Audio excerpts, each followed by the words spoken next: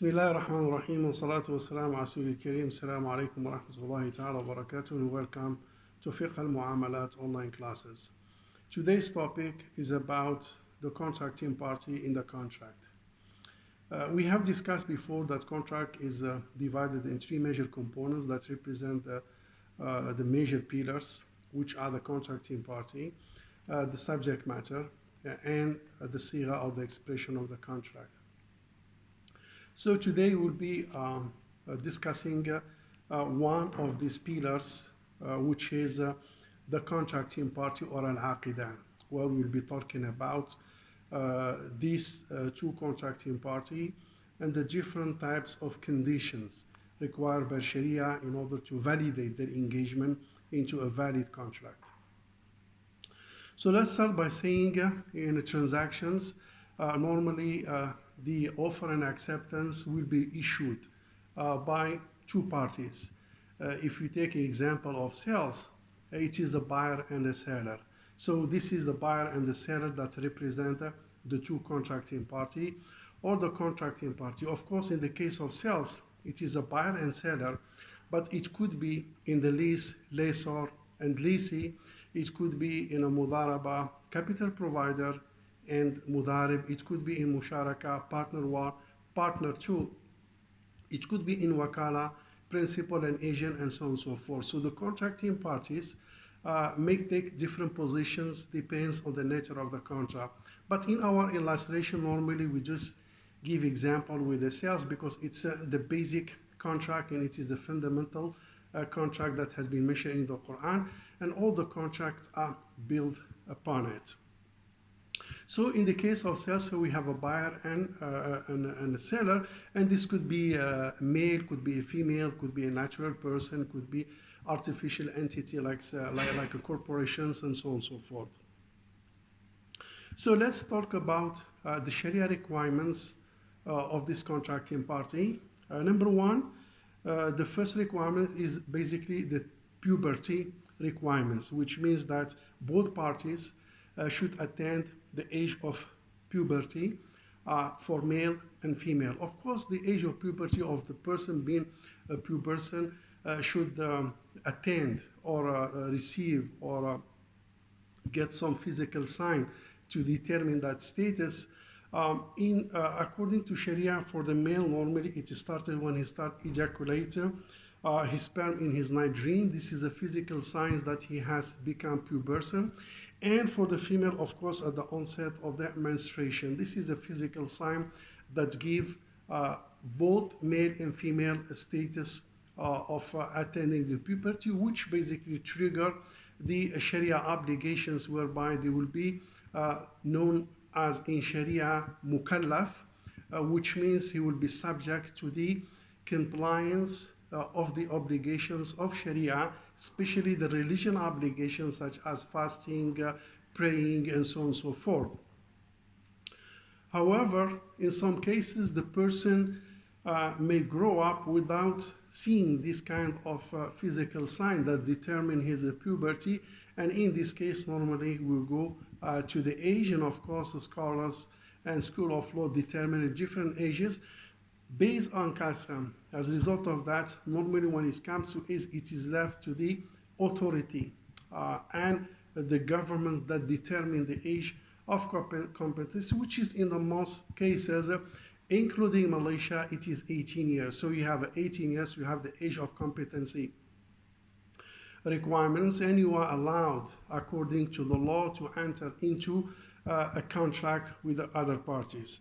So here, to combine Sharia requirements and legal requirements, when you attain the age of puberty, basically the Sharia obligations will be triggered, hence you will be mukallaf, so the religion obligation will be imposed upon you, and you have to comply with that, no more rukhsah for you.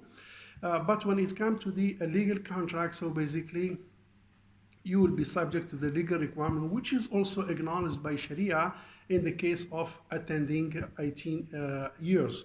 So when you become 18 years old, you become legally competent under the Sharia obligations and under the legal requirements whereby you will be allowed to engage into a different contract. This is the first requirements that determine the puberty at the same, the legal competency age that allowed you to carry on contract. The second one is that the person should be free from any kind of duress and pressures, meaning there is no one force him to enter into this contract against his will. He has a free will to conclude this contract without any kind of pressure from a third party. Of course, this is a bit different. From what's so-called in Arabic al-muttar or bay' al-muttar. Al-muttar is basically the person who sells his assets out of desperate need because of money, desperate need of money. So what he will do, he will sell some of his assets such as a car, maybe a motorbike, TV, mobiles, as a pressure of the financial condition that he's experiencing. And as a result of that, these kind of sales and transactions are valid. So there is no third party that has forced him to do so, but he has kind of an internal financial pressure that push him to sell some of his asset in order to solve his problem. So this kind of sales is valid. Also, sometimes the free consent is not there and has been compromised, but yet contract is valid, such as, for example, the cases of auctions and bankruptcy that sometimes take places in the market. Those are valid contracts despite there is being compromising on the consent, provided it is coming through a court order. Similar for a person, for example, who have problem with his wife, for example, and the court decided for divorce and he refused to divorce, so also the qadi or the court can divorce on behalf of the husband, and the divorce will take place and take its legal effect. So that's where in some cases duress, or some cases the free consent, the will, is not taken into account in some special cases. But in overall as a requirements, free consent is one of the requirements of Sharia, because Allah Azza wa Jal says إِلَّا أَن تَكُونَ عَنْ تَرَاضٍ بَيْنَكُمْ. So a taradi or free consent that normally is expressed through offer and acceptance is a key component that basically required in contract. Maybe we'll talk about this in details when we talk about the ijab and qabul, because free consent is reflected in a communications of offer and acceptance.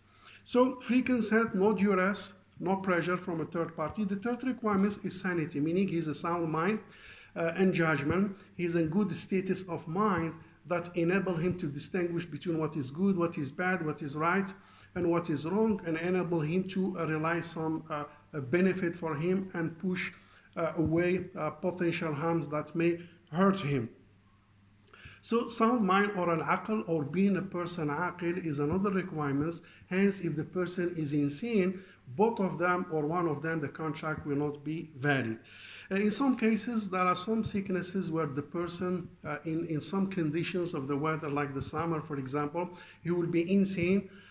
Then in the winter, he will get back his sanity. So in this scenario, in these cases, the person will be the transaction of the person in the summer will be invalid because he's insane, but his transaction in the winter will be valid because he gets back his sanity. So that's the Sharia rules goes by the status of the sanity of the person.